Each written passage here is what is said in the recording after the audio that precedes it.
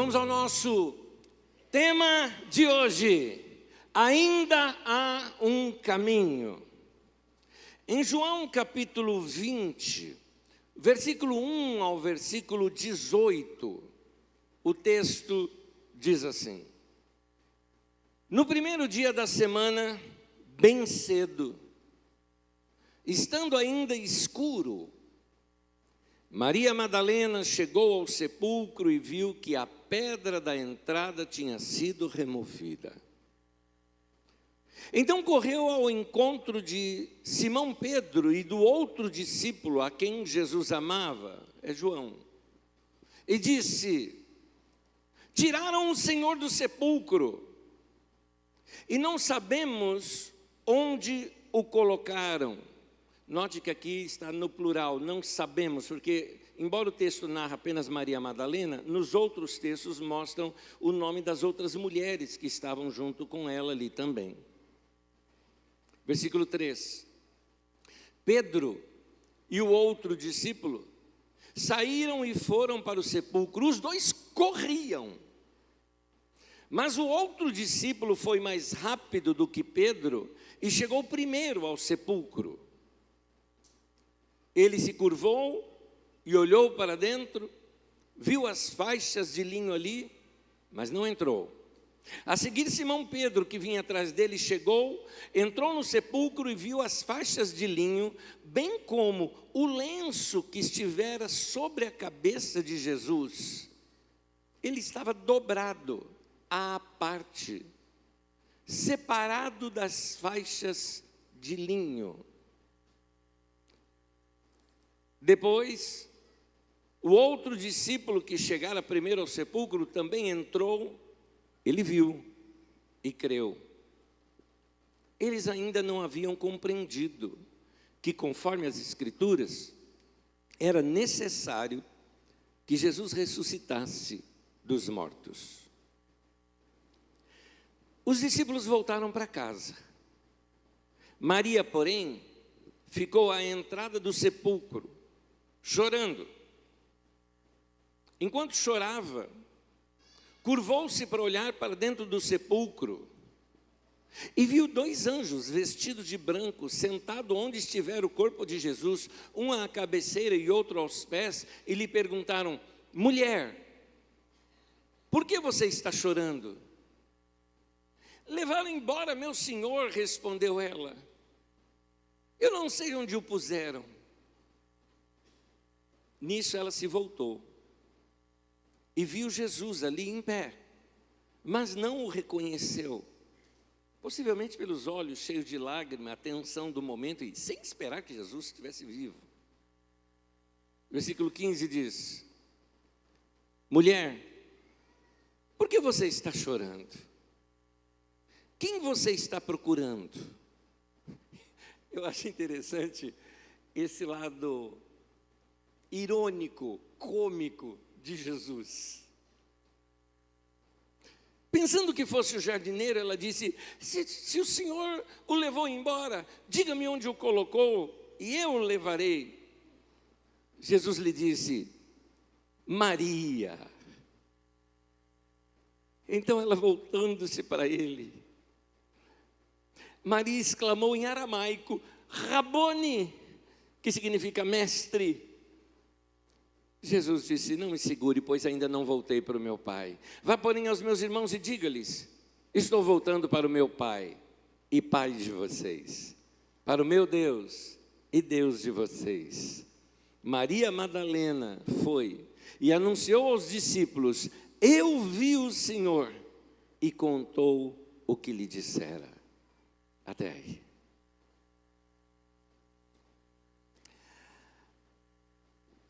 Domingo passado nós começamos a estudar a Semana Santa e vimos. Começa com o Domingo de Ramos, quando Jesus sai ali de Betânia e vai a Jerusalém montado num burrinho, e a multidão ao vê-lo percebe que ele seria então o rei, libertador dos judeus. Lembra-se, é época da Páscoa. A Páscoa lembra o povo de Israel sendo livre da opressão do Egito, e agora eles estavam debaixo da opressão de Roma. Portanto, eles achavam que este profeta de Nazaré, como o chamavam alguns, ele seria o Messias. Então ele seria um grande guerreiro, líder de uma grande ação, que eles fossem se libertar do poder de Roma. Eles acreditavam nisso. E havia uma profecia de Zacarias que o rei viria montado num burrinho. Então eles pegavam ramos das árvores, jogavam ao chão, outros seguravam, abanando, e esses que jogavam no chão era uma espécie de tapete vermelho para o rei passar. E Jesus chega aclamado em Jerusalém, a multidão estava com ele, tudo preparando para dar um grande golpe de estado em Roma, a começar da direção que foi no templo. Talvez eles entenderam, ele, por ser o Messias, o filho do homem, como é a expressão dada por Daniel, iria governar a partir do templo de Jerusalém. Jesus chega no templo, a multidão fica atenta, Jesus para, olha tudo e vai embora. Segunda-feira, Jesus vem, entra no templo, e chegando no templo, havia uma parte do templo onde era um espaço para oração, e ali tinha um grande comércio com bois, ovelhas e tudo mais. Jesus calmamente prepara um azorrague, talvez com cordas de caixas que tinha por ali, e pega esse azorrague e começa a tocar o rebanho para fora de lá, e isso gera uma grande bagunça. Não era um grande chicote, lá Indiana Jones, né, dando chibatada. Não, o azorrague é um chicote muito simples, que você bate, por exemplo, numa ovelha, para ela andar. Simples assim. Não é nada que feriria um ser humano. Jesus não era violento, nem tampouco estava fora de si, nem perdeu o controle, porque ele calmamente faz ali o azorrague. Então, leva muito tempo para fazer um azorrague. E então, Jesus, depois de expulsar toda aquela turma de lá, e acabou isso tudo, e isso, claro, sai ovelha, sai boi, aquela multidão, aquela coisa, sai daqui, e todo mundo sabendo que estava errado. Os cambistas, mas eles sabiam, nós estamos no lugar errado. E nessa, tem gente ali atropelada no sentido de que é derrubado. Jesus mesmo vira mesa de cambistas, tira isso daqui. Então, houve um tumulto. Mas Jesus estava calmo, tanto que ele passa a ensinar depois disso. Provavelmente ali nas escadarias do templo, Jesus começa a ensinar, e as multidões ficam pasmadas com o seu ensino. Ele faz algumas curas ali, na frente de todos, inclusive dos sacerdotes judeus. E isso os deixava sem palavras. Eles queriam pegar Jesus de alguma forma, mas não sabiam o que fazer. Terça-feira, Jesus volta àquele lugar, e os judeus agora estão preparados. Nós vamos pegar esse cara. Então, os líderes judaicos preparam perguntas para pegar Jesus, capciosas. Jesus escapa de todas elas. E depois denuncia que aquele comércio, aqueles erros todos que haviam na religião, aqueles homens eram pervertidos, porque eles eram perversos. Eles estavam abusando do povo. Eles estavam usando a religião para manipular as pessoas. Alguns deles faziam longas orações na casa de viúva, mas para receber grandes quantias em dinheiro delas. Vendiam a religião. E Jesus denuncia tudo isso. Esses homens estavam querendo matar Jesus, mas não sabiam como. Como iria pegá-lo diante da multidão? Então começaram a espalhar as famosas fake news, né, no meio das multidões.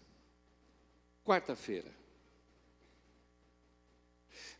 os discípulos estão em algum canto, porque um deles não está ali. Nas escondidas, um deles que era muito apegado ao dinheiro, chamado Judas, esse homem que inclusive cuidava das finanças do grupo, esse homem vai até o templo, fala ali com guardas do templo, é levado aos principais ali do templo, e faz um negócio às escondidas. Em outras palavras, eu sei como vocês podem capturar Jesus, não na frente da multidão. Eles pagam este Judas. 30 moedas de prata, não era tanto dinheiro assim, não. Não era nem um dinheiro para alguém ficar milionário, mas também era um dinheiro considerável que dava até para ele comprar um terreno ou algo parecido. Este homem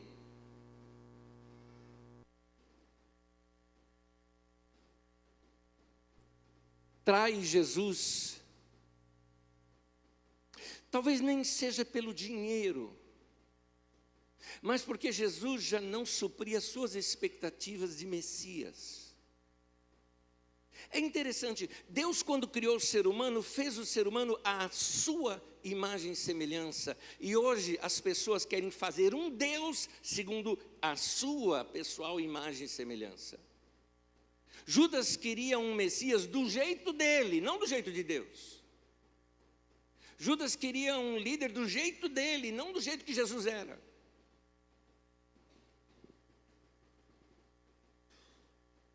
Quinta-feira, Jesus dá um toque para os discípulos que eles iriam preparar uma ceia. É a famosa ceia da Páscoa. Todos os judeus faziam isso desde o tempo em que Israel foi sair do Egito. E a ordem foi, vocês matem um cordeiro, chamem ali os amigos e os vizinhos, seus familiares, entrem todos, passem no umbral da porta o sangue do cordeiro, assem o cordeiro, comam todos juntos esta ceia, e aí, após este dia, seria o êxodo, a saída do Egito. É interessante que o tempo todo no Novo Testamento vai comparando Jesus com Moisés. Porque é interessante que quando tem aquele monte da transfiguração, quando Jesus está orando juntamente com Pedro, Tiago e João, e aparecem ali para Jesus Moisés e Elias, Moisés, símbolo da lei, Elias, símbolo dos profetas, ou seja, a lei e os profetas confirmando a Jesus. É até interessante porque Pedro mesmo fala, Senhor, vamos fazer 3 tendas, uma para Moisés, outra para Elias e outra para o Senhor. E naquele momento baixa uma nuvem muito forte, Pedro fica ali aterrorizado junto com Tiago e João, e uma voz brada do céu dizendo, este é meu filho amado, a ele ouvi. Ou seja, não é Moisés, não é Elias, é esse que é para você ouvir. Esses outros testificam dele. E o texto fala que Moisés e Elias falavam com Jesus acerca da sua partida, só que essa palavra partida na língua grega é a palavra que nós usamos hoje para êxodo. Falavam com Jesus acerca do seu êxodo. O povo estava aguardando alguma coisa grande acontecer. Jesus também tinha algo grande, mas não da maneira como o povo pensava. Bom, eles fizeram lá o jantar da Páscoa. A coisa acontece de uma maneira interessante. Ele fala, olha, vocês vão em tal lugar, vocês vão encontrar um homem passando com um cântaro de água. Sigam este homem. É um código ali. Eu não sei se Jesus já sabia que queriam pegá-lo. Eu não sei se a coisa foi feita de modo secreto. Me parece que sim. Porque esse homem segue até um lugar, ele falou, quando ele chegar nesse lugar, é um código, nessa casa, você fala para o dono da casa, onde é o quarto que o meu senhor, ou a grande sala, né, o cenáculo, onde meu senhor vai partir a ceia com seus discípulos, e a pessoa então aponta lá o lugar, estava tudo certo. Os discípulos que foram à frente começaram lá a preparar a mesa, comida, tudo mais, o pão, o vinho, tudo junto. Chega quinta-feira, onde isso tudo aconteceu. Chega o período da noite, eles se assentam naquele lugar para a ceia. A casa era uma casa muito grande, certamente num bairro mais nobre. Possivelmente ali muito próximo do templo, e a casa, é muito provável, olhando as escrituras, que seja a casa de Maria, irmã de Barnabé, mãe de João Marcos, onde também foi realizada aquela reunião, onde o Espírito Santo desceu sobre eles, mais ou menos 50 e poucos dias depois. Ali então, Jesus começa a reunir os discípulos, e quando eles estão prestes a comer, Jesus se levanta, tira a sua túnica superior, se cinge com uma toalha, pega uma bacia de água e começa a lavar os pés dos discípulos. Aquilo era estranho demais, porque quem faz isso é o servo mais simples, humilde, de mais baixo escalão de uma casa. Essas casas grandes, normalmente, quando você recebia uma visita, você chamava aquele servo, aquele empregado, né, o escravo, e o mais baixo dentro das categorias deles era quem iria lavar os pés dos outros. E Jesus se propõe a isso diante dos discípulos, ensinando para os discípulos a servir. É interessante a reação de Pedro. Pedro chegou em Pedro, ele falou: de maneira alguma, Senhor, o Senhor não vai lavar os meus pés. Jesus falou: Pedro, se eu não lavar os seus pés, você não tem parte comigo. Aí o exagerado Pedro fala: então me lava inteiro, lava desde a cabeça, lava tudo. Esse é Pedro, emotivo, precipitado. Jesus, na verdade, estava ensinando para Pedro: Pedro, antes de você sair para fazer algo, deixa Deus fazer algo em você. Jesus estava ensinando ali a graça. Pedro ouve aquilo tudo, aceita, os discípulos também. Certamente criou-se aquele ambiente gostoso. Eles começam ali naquele seu momento do jantar. E Jesus muda o clima. Ele fala: um de vocês vai me trair. Bum, o clima mudou. Pedro dá um toque para João, que estava pertinho de Jesus. Quem é? Pergunta para ele quem é. E os discípulos ficaram um falando com o outro: não, de maneira alguma, como isso? Sou eu, Senhor, sou eu, Senhor, sou eu, Senhor. E Jesus faz algo ali para eles que ninguém entendeu. Ele mesmo falou ali para o João, ele falou: olha, a quem eu der o meu bocado de pão, é este, que põe a mão comigo aqui no prato.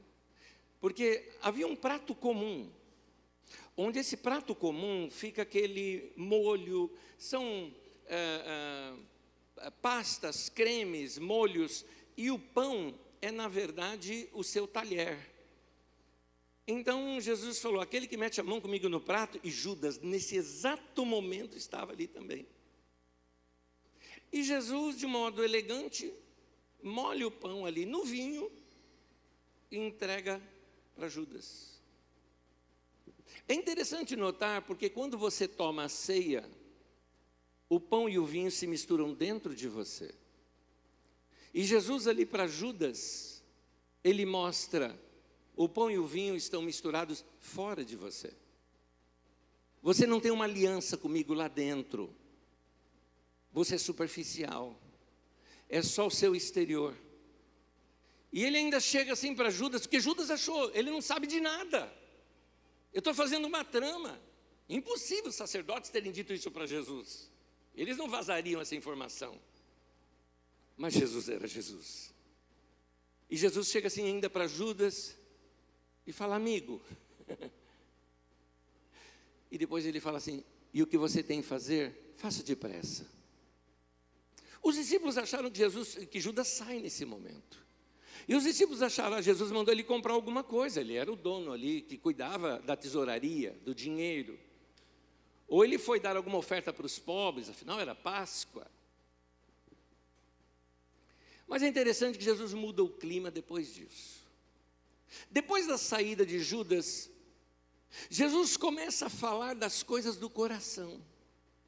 E abre para os seus discípulos coisas que ele antes não falava abertamente. Ele falou: agora eu vou falar abertamente com vocês. E no meio da sua conversa ali com os discípulos, é aquele momento que a gente conhece como a ceia do Senhor. Se você ler no Evangelho de João, capítulo 13, 14, 15, 16 e 17, todo esse trecho se refere a esse momento.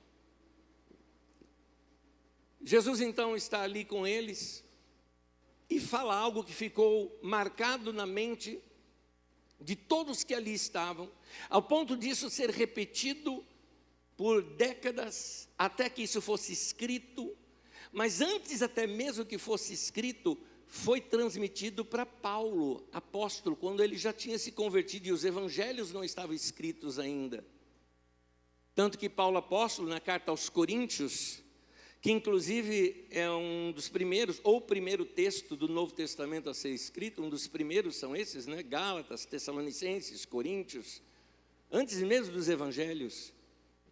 E Paulo diz assim, que eu transmiti a vocês o que eu também recebi, que o Senhor Jesus, na noite em que ele foi traído, ele tomou o pão, e tendo dado graças, partiu, e disse, tomem, comam, façam isso em memória de mim. Semelhantemente, depois, tomou o cálice e disse, esse cálice é o cálice da nova aliança, esse cálice é o meu sangue, dado por vós. E adiante ele fala, tomam, bebam, façam isto em memória de mim. Eu nunca mais vou beber deste fruto da videira, até o dia em que faremos isso no reino. E os discípulos ouvem tudo aquilo, mas o clima era de aproximação, o clima era de aliança, o clima era de fortalecimento ali dos discípulos.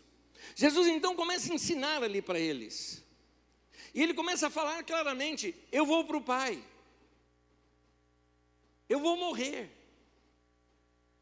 E ele mostra, inclusive, num texto anterior, quando ele fala para os discípulos do tipo de morte que ele iria morrer, que ele falou, quando eu for levantado no meio ali dos homens, vou atrair todos a mim mesmo. E ele começa ali, ele chama os discípulos de amigos. Grava bem isso, porque nós somos esses discípulos agora ali sentados ao redor dele ali na ceia. E ele fala, vocês não são servos, vocês são amigos, porque o servo não sabe o que faz o seu senhor, mas eu estou revelando tudo agora para vocês, eu estou contando meus segredos para vocês, vocês são meus amigos. Então o que eu quero de vocês é que vocês se amem uns aos outros, mas não mais como vocês ouviram na lei, porque na lei vocês ouviram, ame o próximo como a si mesmo. Não, ame uns aos outros como eu os amei. E ninguém tem maior amor do que esse, do que dar a sua própria vida pelos seus amigos. E é isso que Jesus ensina, é esse nível de amor que eu quero entre vocês. E tem mais, eu quero que agora vocês vão e deem frutos. É interessante ele usar essa expressão, dar fruto, porque uma árvore não come do seu próprio fruto. Fruto é aquilo que alimenta os outros, não a própria árvore. Jesus está dizendo, eu quero que agora a sua vida seja doada, como é uma árvore doa seus frutos, e pessoas possam se alimentar daquilo que sai da sua vida. E tem mais, vocês podem agora orar diretamente ao Pai. O que vocês precisarem, falem com o Pai Celestial, que Ele vai te atender. O que vocês precisarem, para que a alegria de vocês seja completa. Orem ao Pai. E depois Jesus mesmo toma em oração. Quando o culto ali, não é? Porque isso é uma pregação. Quando o culto pega o seu ápice ali, Jesus termina aquilo numa oração. E aquela oração linda em João 17, ele fala, Pai, eu estou te pedindo que eles sejam um. Como o Senhor é comigo, que eles sejam um entre eles também. Terminado esse momento, cantaram um hino. Celebraram o Senhor. E Jesus os chama para uma vigília de oração. Vamos lá para o meio do mato, uma vigília de oração. Tem um morro ali onde eu gosto de orar, lá no Monte das Oliveiras. Passa aquele pedaço ali, mais um pouquinho ali, você tem o Getsemane. É ali que eu vou fazer esse momento de oração. E os discípulos seguem a Jesus. Quando chegam lá no lugar, fazem ali a reunião de oração. Pedro, Tiago e João acompanham Jesus um pouco mais adiante. E ele fala, fiquem aqui, vigiem, oram. E ele se afasta, como que num espaço de um tiro de pedra. Se afasta deles para orar sozinho. Esse momento, Jesus está ali orando. Os discípulos não estão entendendo muita coisa, porque para eles está tudo maravilha. Jesus estava angustiado. Eu acho interessante essa expressão que Jesus fala: minha alma está angustiada até a morte. Eu lembro a primeira vez que eu li isso com outros olhos, né? Eu falei, Jesus sentindo angústia? Que coisa mais humana. Nesse momento eu vi o quão divinamente humano Ele é e quão humanamente divino é Jesus. Esse Jesus humano e divino, Ele tem angústia. Ele não queria morrer, sentir dor, não queria, mas Ele se entrega apesar disso. Ele chega ao ponto de orar sobre a sua vontade: Pai, se possível, afasta de mim esse cálice. Em outras palavras, Senhor, tem um plano B? Dá para tirar isso de mim, do meu caminho? Mas ele termina dizendo: sobretudo, não seja feita a minha vontade, mas a tua. Há um momento em que ele fala: é chegada a hora. Ele encontra os discípulos dormindo. Não aguentaram a vigília de oração ali com Jesus. E ele fala: vamos lá, levanta, é chegada a minha hora. Começa a se ouvir barulho. Barulho de gente chegando. Tochas de fogo iluminando o caminho. Você vê que é um grupo muito grande. Chegam até eles soldados, pessoas com espadas e lanças, porretes. E no meio deles, Judas. Possivelmente Judas tenha ido primeiro lá no lugar da ceia. Chegando lá no lugar, bateu na porta, casa já apagada, tudo acabado, o povo dormindo. Ele sai de lá e vai, ele fala: eu sei onde ele foi, porque tem um lugar que ele costuma orar, e leva essa turba toda para lá. Há um menino que estava dormindo. Ao ver tudo isso, ele se enrola num lençol e sai. Do jeito que ele estava dormindo pelado, ele se enrolou no lençol e saiu correndo atrás. Tanto que quando essa turma está lá prendendo Jesus, o menino está lá e alguém chega e fala: ei, você! E segurou no lençol. Ele largou o lençol na mão do cara e saiu pelado. A maioria dos intérpretes, inclusive a gente interpreta esse texto como sendo João Marcos. Esse é o autor do livro de Marcos. Menino ainda na época. Porque possivelmente aquela casa fosse a casa de Maria, irmã de Barnabé, mãe de João Marcos. Então, essa turma chega, e junto deles, Judas. E Judas vai se aproximando, os discípulos não entendem nada, o que está acontecendo? E Judas se aproxima de Jesus e lhe dá um beijo. Não foi um beijo no rosto, porque beijo no rosto você dá em qualquer um que é igual a você. Ele deu um beijo no dorso da mão, o que identifica: ele é maior do que eu, é o mestre. Os homens vieram para prender Jesus, e Jesus até mesmo fala: por que vocês vieram com espada e tudo mais? Sou eu algum revoltado? Estou fazendo alguma rebelião? Ensinei publicamente, mas vocês gostam de fazer as coisas nas escuras, na calada da noite, porque eles eram guardas do templo, era gente ligada ao sacerdócio. Tanto que a hora que foram agarrar Jesus, Pedro, tinha que ser ele, Pedro tomou a frente, arrancou uma espada e foi para cortar o pescoço do indivíduo. Aliás, o texto diz que ele cortou a orelha. Claro, se ele corta a orelha assim, cortava o ombro. Ele foi para cortar o pescoço. O homem que desviou e era orelhudo, foi a orelha embora. E Jesus dá uma bronca em Pedro, falou: para com isso, se eu quisesse eu chamaria, pediria ao meu pai, ele mandaria aqui muitos anjos para me defender. E Jesus ainda cura, tem até o nome do rapaz, o Malco.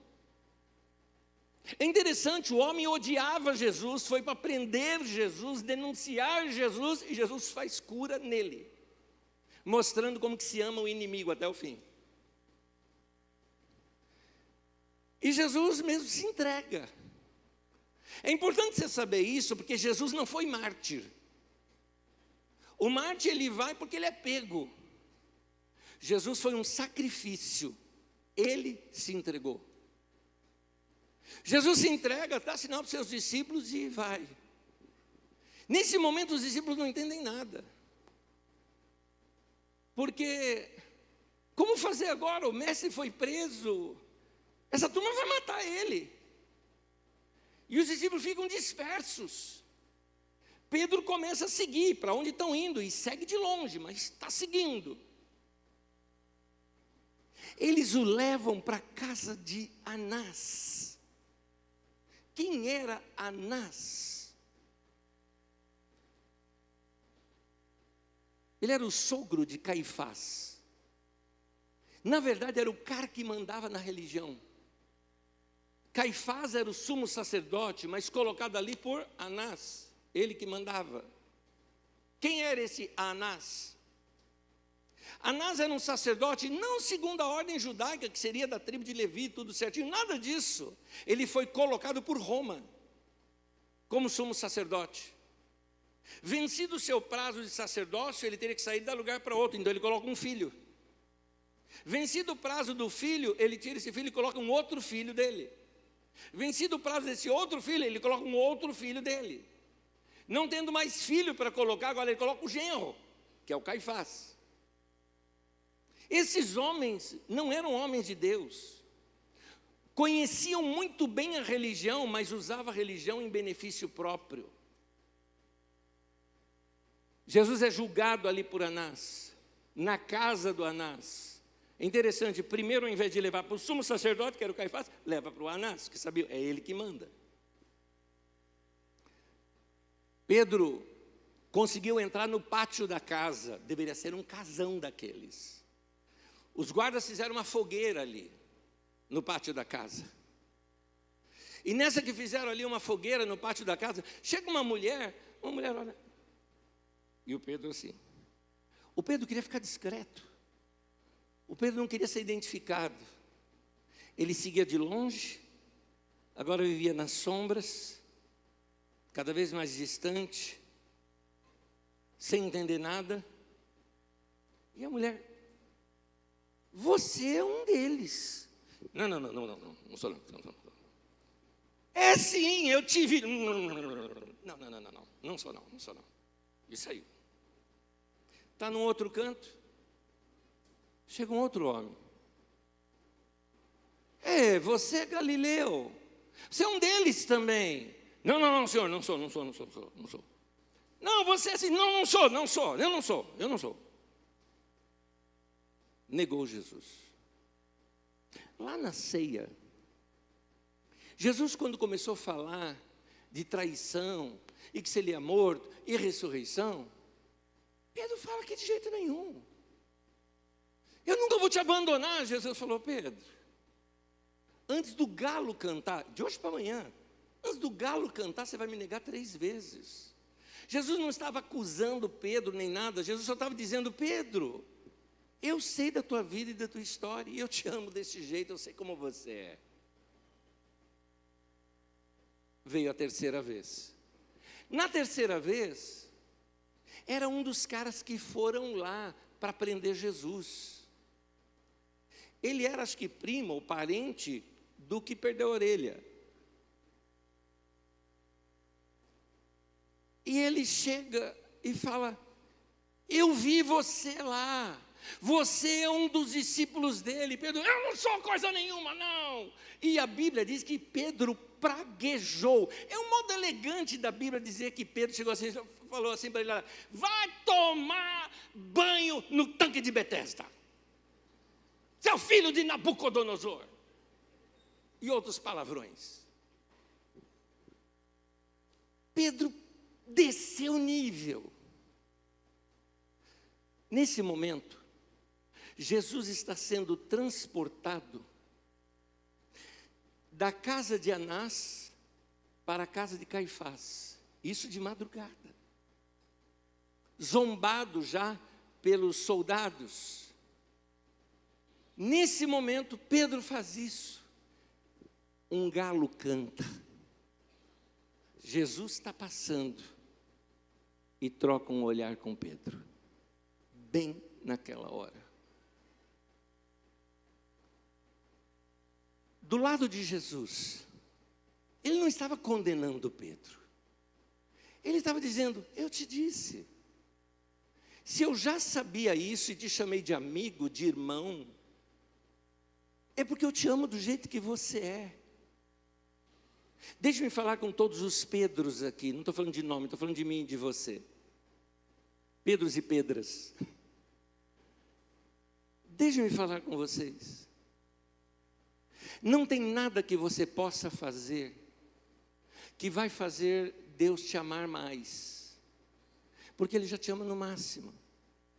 E não tem nada que você venha fazer que vai fazer Deus te amar menos, porque Deus não te ama segundo os seus méritos.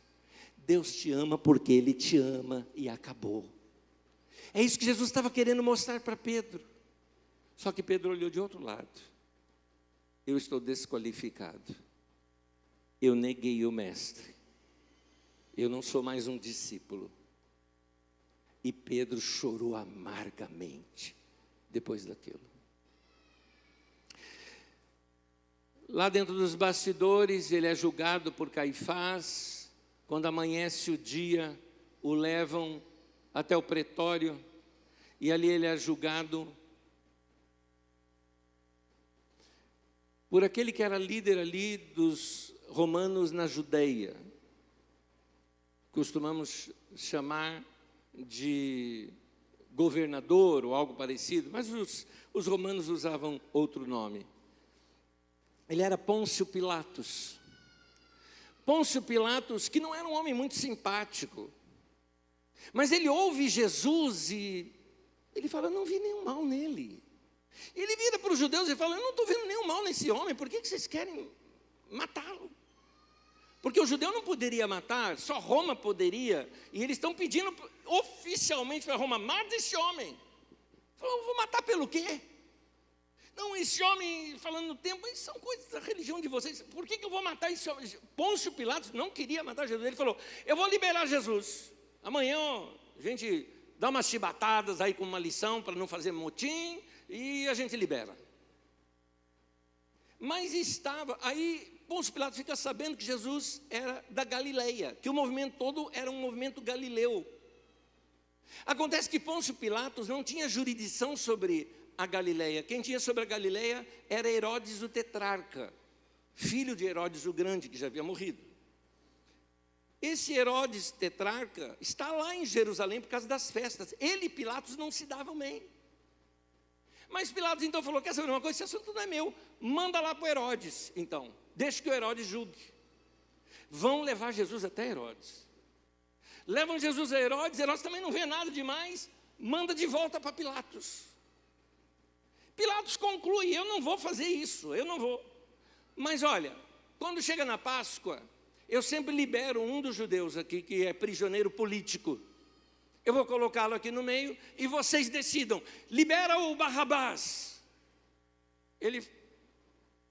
Vamos ver. E eles fazem o quê? Eles começam a incitar o povo todo. Lembra aquele Jesus Nazareno que andou aqui? Tem problema com Roma. Um monte de, como a gente chama, fake news, né? Faladas acerca de Jesus. Rapidamente fez a mente do povo: não, ele não é libertador coisa nenhuma. Olha aí, está preso por Roma. E foram mexendo com as pessoas para que as pessoas se juntassem com eles. A mesma multidão que aclamou Jesus na entrada, quando Pôncio Pilatos coloca em julgamento, a multidão grita: Barrabás, Barrabás, Barrabás. Jesus é condenado à morte. A morte romana era uma morte sangrenta. Chicotadas, com aqueles chicotes que se dividem em 3 pontas na sua ponta e com chumbinho, de modo que ao entrar na carne arranca. Colocou o tronco ou a estaca de madeira, ou como nós chamamos cruz, na verdade apenas uma parte dela, para que ele carregasse. Era tão pesada e ele já tão fragilizado, que no meio do caminho até tropeça. Um romano pega e chama alguém que estava ali por perto, falou: você carrega a cruz aqui. O homem teve que carregar. Jesus é crucificado. Pregos colocados, não no meio de suas mãos, porque senão rasga, é aqui nos punhos. Seus pés juntos, pregos grandes nos pés, preso na cruz.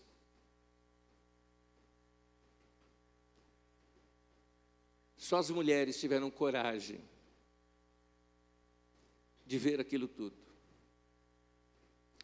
E João, novinho, também estava lá. Ao ponto de que Jesus olha para João e fala: João, essa daí agora é sua mãe, Maria, mãe de Jesus. Maria, esse aí agora é o seu filho.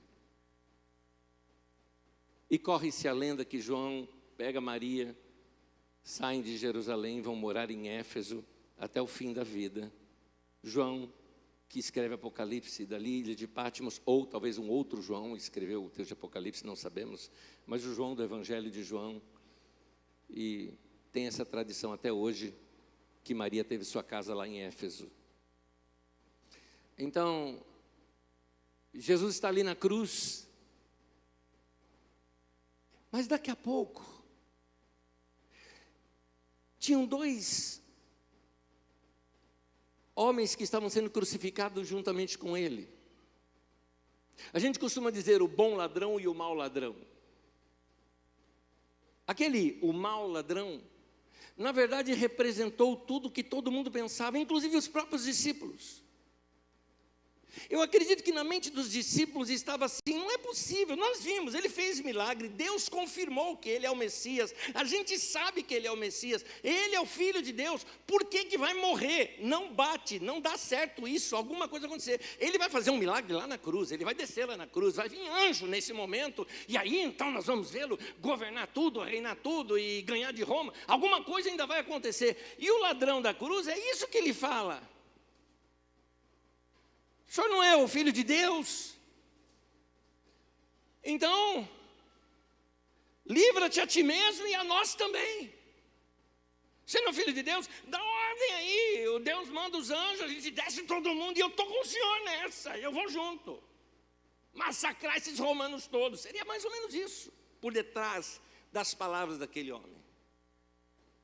O outro ladrão vira-se, agora começa uma discussão da cruz. O outro vira para o primeiro e fala: você não teme a Deus? Olha que frase, não teme a Deus? Bom, ele sabia que Jesus era assim. Eu e você estamos aqui porque a gente merece. Nós fizemos coisa errada, mas este homem nada fez. Como é que ele sabia?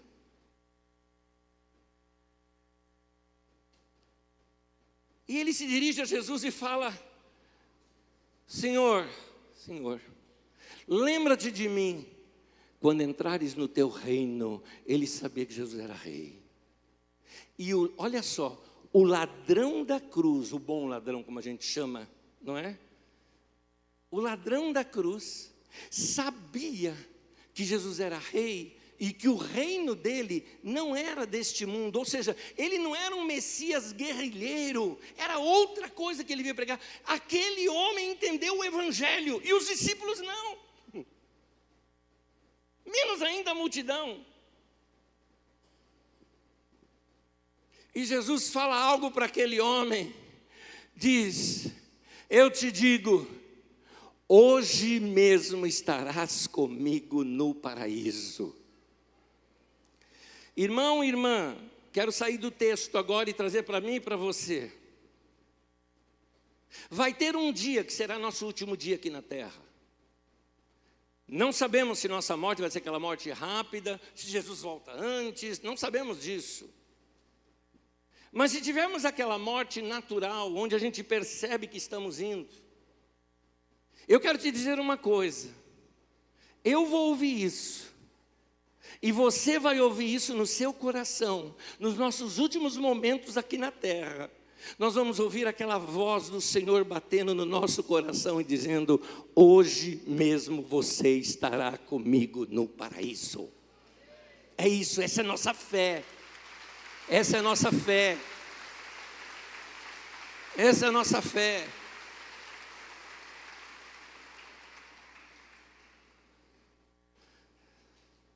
O processo da cruz segue. Desde o meio-dia até as 3 da tarde teve trevas. O dia estava escuro. O céu se fechou. Todo mundo percebia, isso não é normal.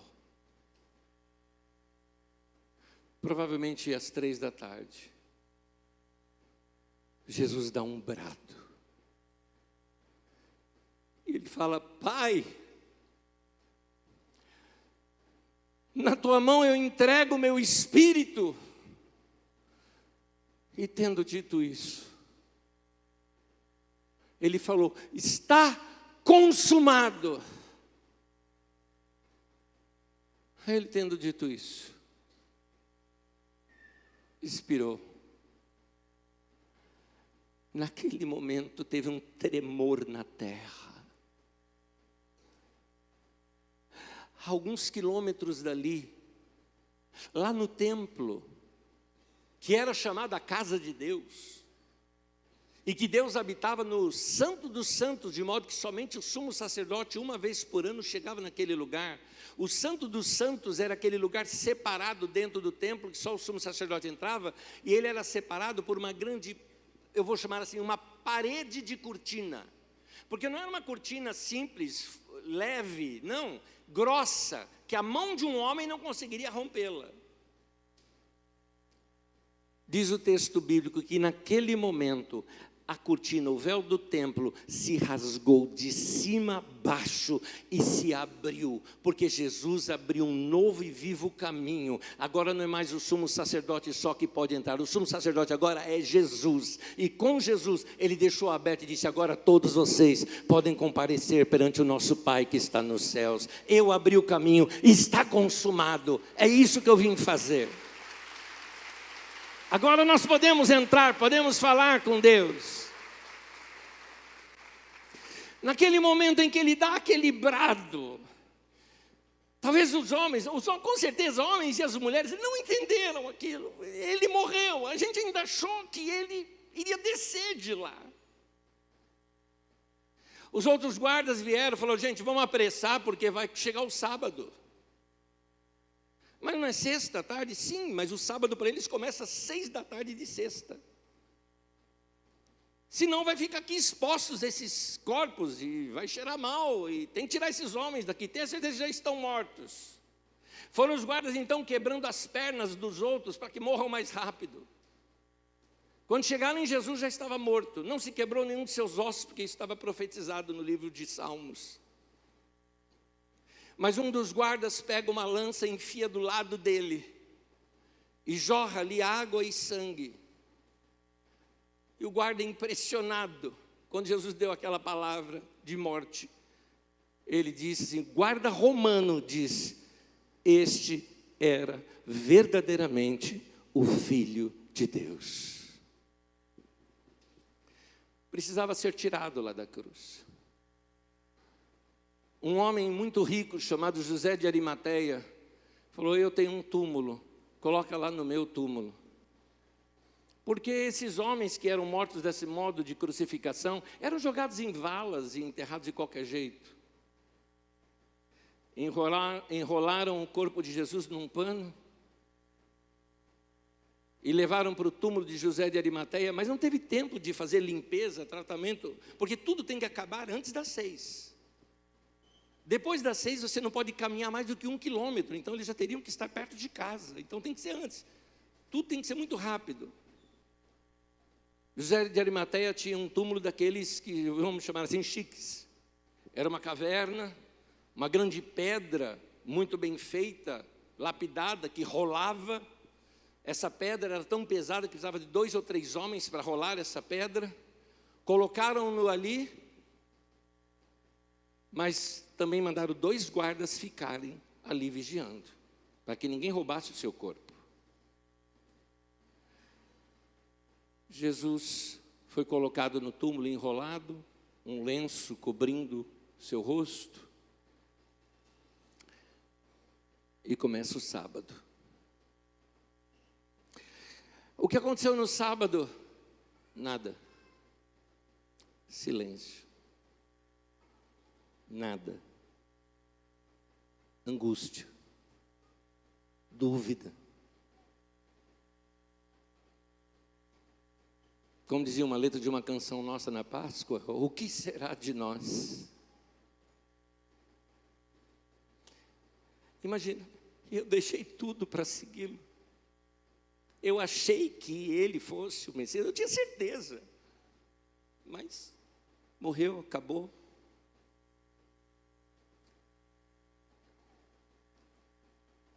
Madrugada de domingo. Só uma pausa. Pior do que ouvir não de Deus é Deus ficar em silêncio. É pior. Só tem uma coisa que eu quero para falar com você. Com você que está vivendo esse momento. Vamos lá. Primeiro, nós temos gente aqui que está no momento de sexta. Qual é o momento de sexta-feira? É o momento de, o problema está grande demais, eu não sei o que vai ser. Outros estão vivendo esse momento do sábado. O que é esse momento do sábado? Silêncio total, eu não tenho direção nenhuma, não sei o que fazer. Eu só quero te dizer uma coisa, e aí talvez você fale, Deus está em silêncio. Silêncio para você, isso não significa que Ele não está fazendo nada. É que você que não sabe.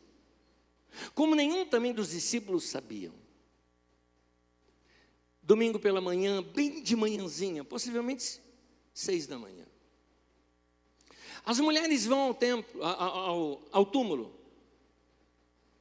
E as mulheres vão ao túmulo levando as especiarias e tudo mais para embalsamar o corpo de Jesus, tirar aquelas faixas e colocar tecidos novos, cuidá-lo como deveria ser cuidado, e tirá-lo de lá daquele túmulo, porque aquele túmulo era de José de Arimateia, talvez eles já tivessem conseguido um outro túmulo, não aquele improvisado. Ao se aproximarem do lugar, viram que o lugar estava aberto. Possivelmente, apressaram o passo. Ao chegar no lugar, o corpo não está ali. O desespero delas era o seguinte, além de matar e roubar o corpo dele. Cadê os guardas que estavam aqui? O que elas não sabiam é que Jesus havia ressuscitado. Que anjo do Senhor apareceu naquele lugar e moveu a pedra, que os guardas saíram tremendo de medo. Mas elas não sabiam.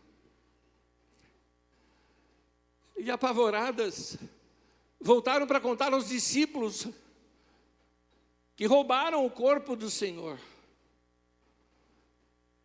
Maria Madalena se encontra com Pedro e João, e Pedro e João saem correndo, na hora. Estão ali, talvez os grupos de discípulos, os dois saem. Tem uma narrativa que fala que estavam os discípulos todos, na outra só mostra Pedro e João, que estavam reunidos. E Pedro e João saem na frente, não viram mais nada, saíram correndo. Eu acho interessante esta ação de Pedro. Pedro errou, Pedro negou, mas na hora certa ele correu para o lugar certo. Aquilo que ele achava, não tem mais jeito, ainda há um caminho. Sim, ele que não sabia.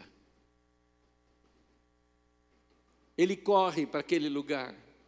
João, que era mais novo, chega primeiro. O João entra, para ali na porta, olha tudo e fica abismado. Pedro já entrou de vez, para variar, sempre o Pedro. Pedro já entrou. E ele vê ali as faixas de Jesus, estavam no corpo, num canto. Eu acho interessante, o lençol que cobria ali o seu rosto, estava dobradinho, guardado de canto. Queridos pais, mostrem isso aos seus filhos adolescentes e diz assim para eles: Jesus ensina a arrumar a cama depois que levanta. Jesus arrumou a cama. Eu acho interessante esse fato, deixou dobradinho ali. As mulheres estão por lá também. Voltaram para ver. Certamente elas foram ali pelo jardim, porque é um jardim grande, né?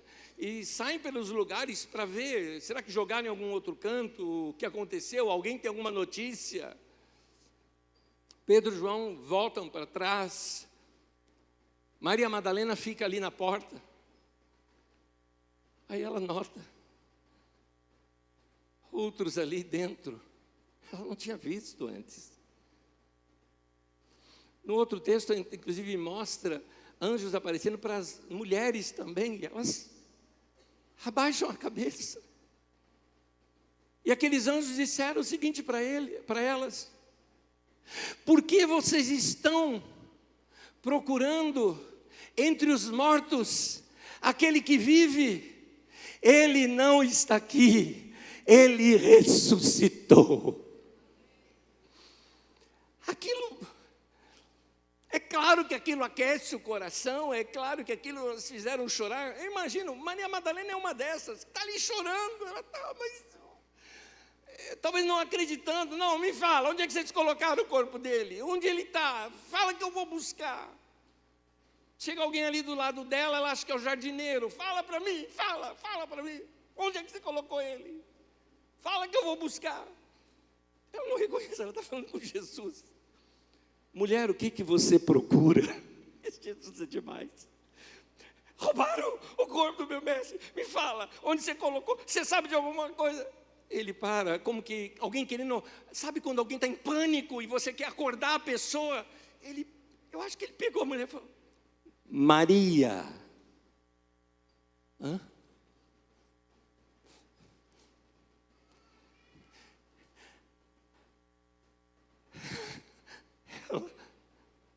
Rabone. Quando uma pessoa está numa tensão, uma emoção muito forte, normalmente ela fala na sua língua natal.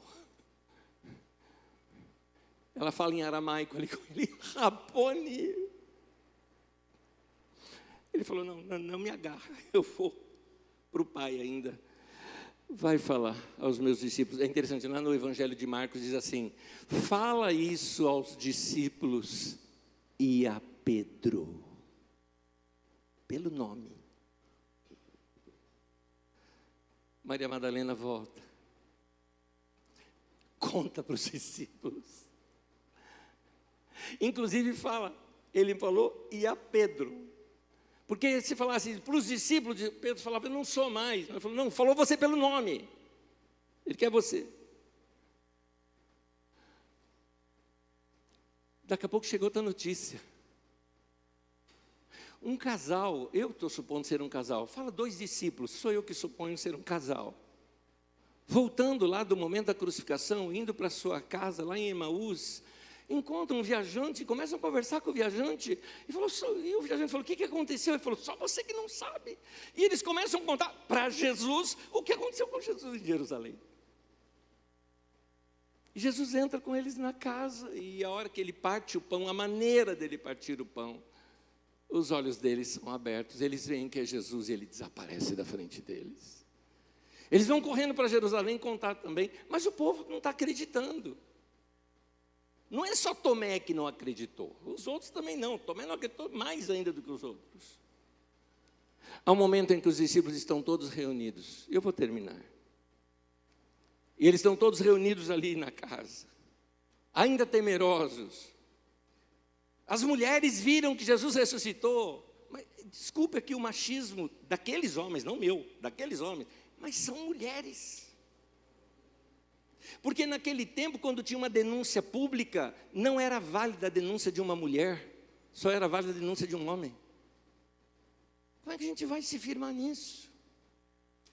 Não, tem lá o Clopas, mas está ele e a mulher dele. Contaram, foi lá na estrada. Jesus aparece no meio deles. Eu imagino o espanto deles. Eles estão com medo, eles estão temerosos, acreditam e não acreditam ao mesmo tempo, tudo confuso, e Jesus aparece e fala aquela frase que os marcou para o resto da vida. Ele diz assim: paz seja convosco. Meu irmão e minha irmã, eu vou te dizer uma coisa, na hora mais difícil da sua vida, pode ser numa sexta terrível, pode ser num sábado silencioso, pode ser num momento em que parece que tudo acabou na tua vida, eu vou te dizer uma coisa: se você mantiver os seus olhos no Senhor, você vai ouvir o Senhor dizer a mesma coisa, do mesmo jeito que Ele entrou lá, naquele lugar, no meio dos discípulos. Eu te digo, Jesus está aqui hoje, e está dizendo para mim e para você, no meu e no teu coração: paz seja convosco. Essa é a palavra de Jesus para nós. Paz. Creia. Convido você a ficar em pé comigo, por gentileza. Jesus apareceu diversas vezes aos seus discípulos, não somente essa. Foram 40 dias de aparições, muitas delas narradas nas Escrituras. Ele apareceu para Maria Madalena, depois ele apareceu também para outras mulheres, ele apareceu para Pedro, ele apareceu para esses dois no caminho de Emaús, ele apareceu para os discípulos sem o Tomé, depois ele aparece com todos os discípulos com o Tomé, apareceu para 7 discípulos na Galileia, apareceu uma outra hora para mais de 500 irmãos juntos num outro local. Ele aparece para Tiago pessoalmente também, naquele momento seu de sua ascensão, porque ele apareceu para 500 lá na Galileia, mas depois ele aparece para eles lá nas redondezas de Betânia, onde ele dá a grande comissão e a sua ascensão aos céus, e que todos ali veem. E por último, lá no caminho de Damasco, ele aparece para Saulo de Tarso.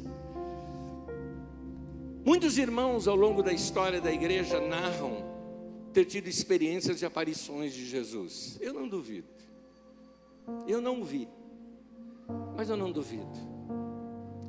Mas é interessante a palavra que Jesus dá para Tomé. Ele fala: Tomé, porque Tomé falou: se eu não vir, quando ele aparece para Tomé, ele falou: vem cá, Tomé, toca aqui. Eu gosto de imaginar essa cena de Tomé da seguinte forma: os discípulos estão contando para Tomé que Jesus apareceu e Tomé não estava lá. E o Tomé está fazendo um discurso para eles: como assim? Não, vocês estão tão tensos, vocês estão vendo coisas. Se eu não vir a marca lá nos pés dele e nas mãos dele, eu não acredito. Minha imaginação cria essa imagem da seguinte forma: Tomé está falando e Jesus já está atrás dele assim. Os discípulos todos. A hora que ele vira para Jesus, você sabe quais são as primeiras palavras de Tomé com Jesus? A hora que Tomé vê Jesus, ele fala: Senhor meu e Deus meu. Exagerado, igual Pedro. Ali ele reconheceu o Senhor. Mas tem uma frase de Jesus que serve para Tomé e serve para mim e para você: bem-aventurados, ou seja, felizes, Tomé, são aqueles que não viram e creram. Ele está falando de mim e de você. O nosso Senhor vive, irmãos. Jesus está vivo. Quando tudo parecer ruim para você, corre para Deus. Corre, você vai encontrar um túmulo vazio, uma morte que não pôde detê-lo. E se o maior inimigo nosso, que é a morte, foi vencido por Ele, não há nada que esse Senhor não possa fazer. Ele tem nas suas mãos a chave da morte e da sepultura. Tudo está nas mãos dele. Ele hoje é o Senhor dos senhores, é o Rei do universo. E como no livro de Filipenses Paulo escreve, um cântico da igreja primitiva, que diz assim, que ele morreu e Deus o ressuscitou dentre os mortos, e diz assim: e deu a ele um nome que está acima de todo outro nome, para que ao nome de Jesus se dobre todo joelho no céu, na terra e debaixo da terra, e toda língua confesse que Jesus Cristo é o Senhor, para a glória de Deus Pai. Aleluia.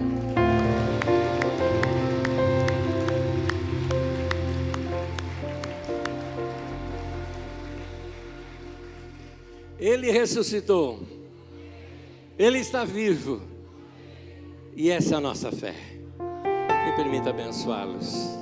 Que a graça do nosso Senhor Jesus, que o amor de Deus, o nosso Pai, e que a comunhão do Espírito Santo seja com todos, de agora e para sempre.